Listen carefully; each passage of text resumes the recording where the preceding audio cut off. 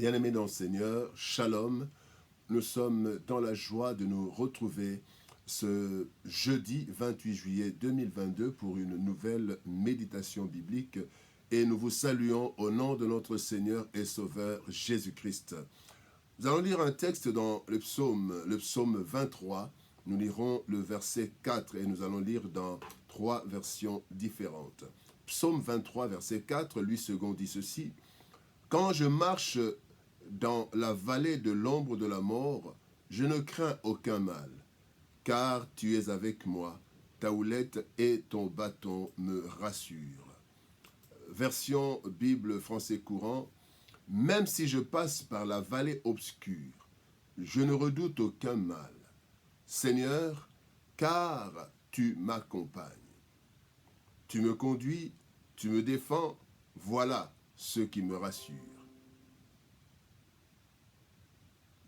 Version Parole de vie 2017 nous dit: « Même si je traverse la sombre vallée de la mort, je n'ai peur de rien, Seigneur, car tu es avec moi. Ton bâton de berger est près de moi, il me rassure. » La vallée obscure. La vallée obscure, tel est le thème de notre méditation de ce jeudi 28 juillet 2022.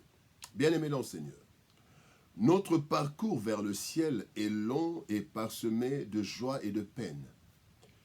Nous acceptons facilement les joies, mais pas les peines. Or, il n'y a pas de peine sans joie ou de joie sans peine sur cette terre. C'est ainsi que la vie est faite, et cela depuis la chute d'Éden. Dieu dit à l'homme, dans Genèse chapitre 3, verset 17, « Le sol sera maudit à cause de toi. C'est à force de peine que tu en tireras ta nourriture tous les jours de ta vie. » Pour avoir la joie de la nourriture, il faut d'abord la peine du travail. Donc, et quand nous avons cette joie, il y a encore la peine car il y a d'autres choses à faire. Donc, il y a la peine et la joie. Le texte du jour nous parle des temps difficiles de la vie, appelés vallée obscure ou vallée de l'ombre de la mort.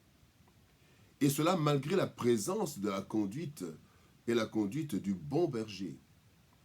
Nous allons tirer 3 leçons de ce verset de ce jour. La première leçon, c'est que la sombre vallée fait partie du trajet. La sombre vallée fait partie du trajet. 1 Pierre chapitre 4, verset 12 nous dit: « Bien-aimés, ne soyez pas surpris comme d'une chose étrange qui vous arrive, de la fournaise qui est au milieu de vous pour vous éprouver. » Ne soyons pas étonnés. Ne soyons pas surpris comme d'une chose étrange.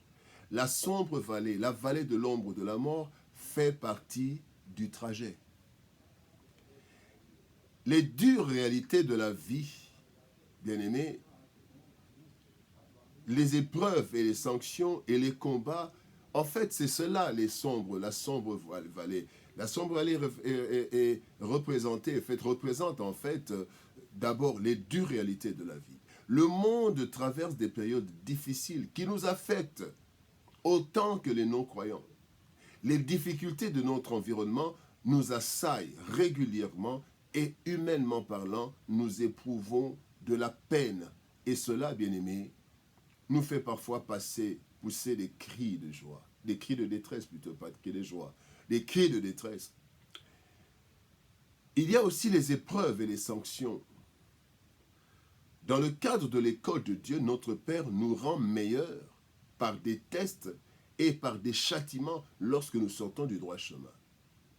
Ce sont aussi ces choses qui peuvent constituer la vallée de l'ombre de la mort. La vallée de l'ombre de la mort, c'est aussi les combats.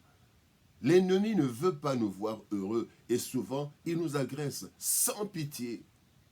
Et là, nous nous retrouvons dans des situations difficiles que nous pouvons appeler la sombre, la vallée obscure ou la sombre vallée, la vallée de l'ombre de la mort. Bien-aimés, la vallée obscure fait partie du trajet. La deuxième leçon que nous voulons tirer de ce texte, c'est une sécurité à la mesure du danger. La Bible dit, quand je marche dans la vallée de la mort, dans la vallée de l'ombre de la mort, je ne crains aucun mal, car tu es avec moi. Une sécurité à la mesure du danger. Le psaume 91, versets 10 et 11 dit, « Aucun malheur ne t'arrivera, aucun fléau n'approchera de ta tente, car il ordonnera à ses anges de te garder dans toutes tes voies. » Lorsque nous traversons la vallée obscure, des moments difficiles, nous courons plusieurs dangers. Pendant la traversée de la vallée de l'ombre de la mort, plusieurs dangers, dont les trois principaux dangers sont d'abord le découragement. Le découragement suite aux réalités frustrantes que nous vivons dans cette vallée. 1 Timothée chapitre, psaume 73, verset 13, Asaph est en train de dire, « C'est donc en vain que j'ai purifié mon cœur et que j'ai lavé mes mains dans l'innocence. » Il trouve que ceux qui font le mal progressent, lui ne progresse pas, et il y a un certain découragement qui était en train de naître dans le cœur d'Asaph. Un autre danger, c'est l'égarement, dû à la recherche des solutions en dehors des voies de Dieu. 1 Timothée 1, 19 dit, « En gardant la foi et une bonne conscience, gardant la foi et une bonne conscience, cette conscience, quelques-uns l'ont perdue et ils ont fait naufrage par rapport à la foi. Ils ont fait naufrage, ils se sont égarés. » Et peut-être qu'il y a des cas où les gens s'égarent dans des moments difficiles, ils s'égarent, même des moments difficiles à gérer. Et ces personnes s'égarent.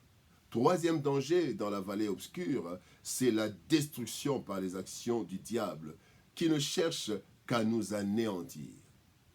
Jean 10, 10 nous dit, « Le voleur ne vient que pour dérober, égorger et détruire. » Bien-aimés dans le Seigneur, de tous ces dangers, le berger nous protège. En effet, sa houlette et son bâton nous maintiennent sur le parcours voulu et nous protègent contre les ravisseurs. Voilà pourquoi, bien-aimés, la deuxième leçon, une sécurité à la mesure du danger. Seigneur, bien-aimés, le Seigneur nous procure une sécurité à la mesure de chaque danger. Troisième leçon, vers une destination glorieuse.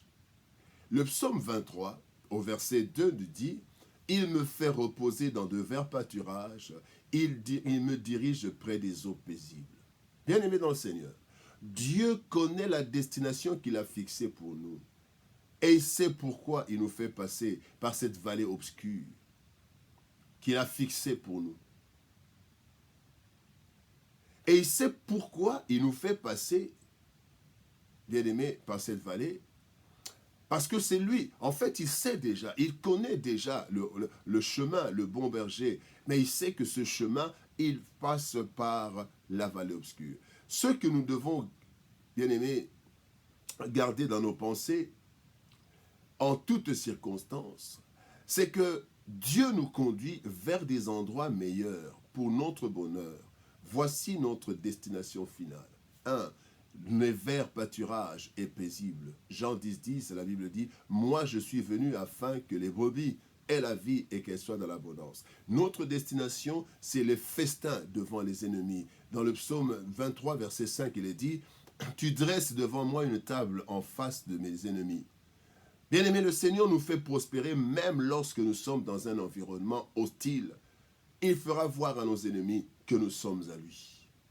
Troisième destination, notre destination glorieuse, c'est l'onction et le bonheur. Dieu nous destine au bonheur et non au malheur, qui, lui, ne peut être qu'une étape de la vie, le malheur. Voilà pourquoi il est dit dans le psaume 23 toujours, versets 5 et 6, « Tu oins d'huile ma tête et ma coupe déborde. Oui, le bonheur et la grâce m'accompagneront tous les jours de ma vie. » Que Dieu nous bénisse. Shalom, au revoir et à demain.